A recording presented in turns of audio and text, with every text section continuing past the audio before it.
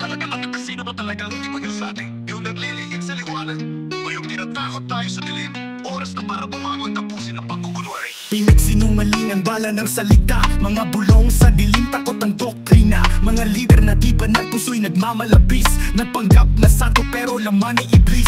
Di sila demonyo, sa kwento lang ng iba. Sila ang nagpapahirap, may balak na salba.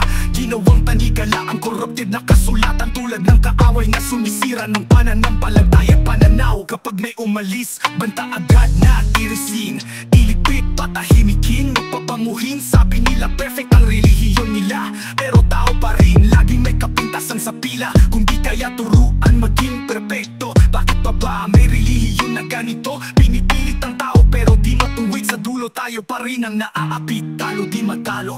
Mas mabuti pang walang relihiyon, pero marunong magmahal. Sarili kapwa talikasan, maraan sa pagkakaintindihan, hindi sa daas, hindi sa digmaan.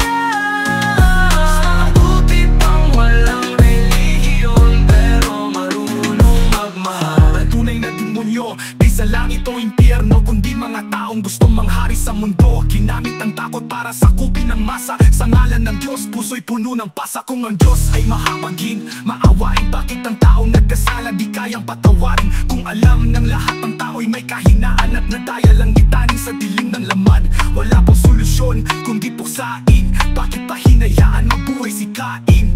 Kalayaan sa isip yan ang sandata, hindi dahas kundi tunay na pagmamahal sa kapwa. Mas mabuti pang walang relihiyon, pero marunong magmahal. Sarili kapwa talikasan, maraan sa pagkakaintindihan,